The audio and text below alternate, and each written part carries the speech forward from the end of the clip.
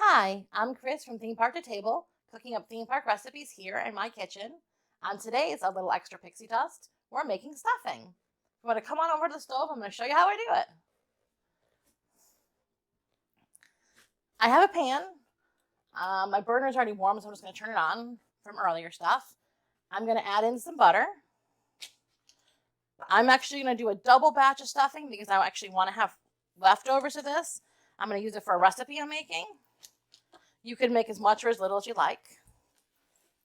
I'm using about half a stick of butter, which is about 4 tablespoons. I have to tell you, when I do stuffing, I always make my own homemade stuffing. My kids are kind of stuffing snobs, and they won't eat just the regular box stuff. They just don't like it. They think it's too salty, too mushy, just not their thing. So I started making my own stuffing, and I have to honestly tell you that it's very easy to do. I'm going to show you how, and it does taste a million times better. You also can kind of customize it yourself. Sometimes I add apples or craisins to it or whatever. Today we're just making a straightforward one. I'm adding in about 1.5 cups of onions. Good enough. About 2 cups of celery.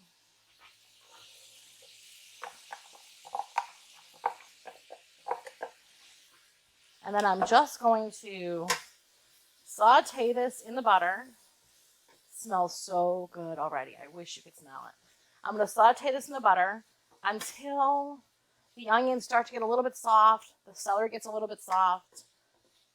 Like I said, I'm actually making this for a recipe. So how long you cook it depends. Sometimes I will cook it a little less if I'm going to bake the stuffing. And when I'm done, I'll just put it into a casserole dish and throw it in the oven until the top is kind of crunchy, usually 350 for about 20 minutes. For this, I'm actually not going to bake it. So I'm going to cook the celery and onions a little bit further than I would if I was going to put it in the oven. I do try to keep all of the sizes of the celery and onions about the same size so it cooks evenly. I am definitely not a professional chef, though, and my knife skills are definitely not what I would say professional, so you will notice that there are always bigger pieces, smaller pieces. I do try. We're going to give this a little stir. We're going to give it a few minutes while this is working. What I'm using today for my stuffing is I don't usually do brands, but I really do like this brand. I have Pepperidge Farm Herbed Stuffing. It's just cubed, just basic breadcrumbs.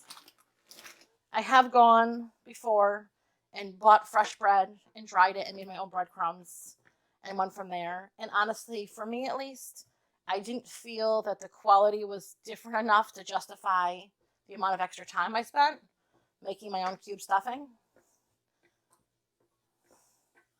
I'm sure many of you are also busy and don't have time to sit around and watch bread dry. So this is actually looking just about ready. I'm starting to see the onions go a little bit translucent. The celery is softening just a little bit. Once again, I don't want to cook it into mush because I like my stuffing to have texture. And when you bite into it, I think that's what the kids like about the stuff I make, is that it's not just a pile of mush in your mouth. The bread kind of holds a little bit of its own form. The celery and onions add a little bit of a crunch, not like a crunchy crunch, but you know, that soft cooked vegetable kind of crunch. So while this finishes up, I am just going to open up these bags and try not to spill them everywhere. No guarantees. If you've watched any of my videos, you know messes are likely to happen, so we'll see what happens. And then for liquid, I use, depending on what you're using the stuffing for, like this is for a turkey dish, so I'm going to use turkey stock. If you're making stuffing for, say, pork chops or something, I would probably use a chicken or a vegetable for that. So depending on what your stuffing is for, I would say choose your stock accordingly. So that's looking pretty good. I'm going to grab our first bag of stuffing. And I'm going to pour that one in. And I'm actually going to give it a little light stir to incorporate the vegetables into it before I put the second one in, because I'm pushing the capacity of my pan a bit. And it's going to make it easier. We're going to put the second one in. And then we'll give it another little stir. Kind of hear the sizzling happening in the background still.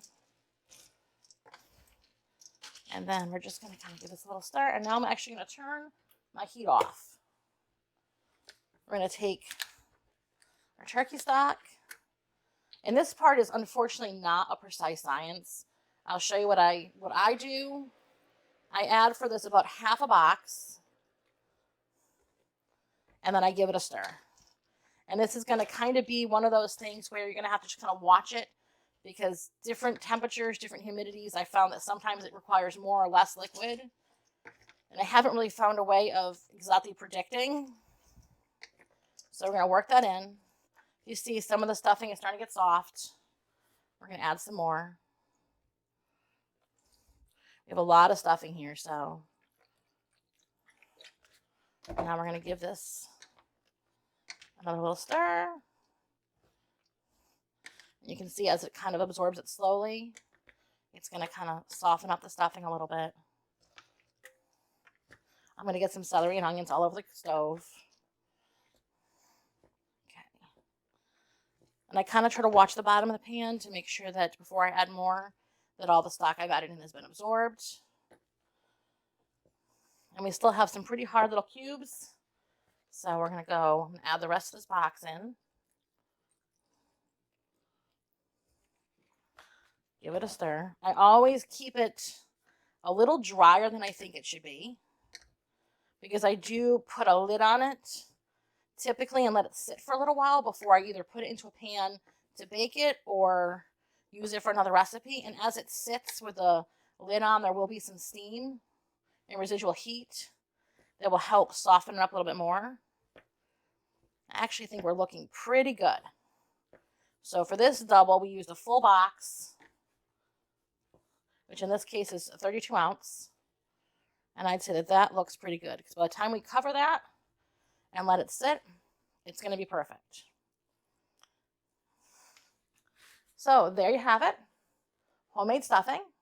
I hope to see you guys next time. If you like this video, hit like and subscribe. And until next time.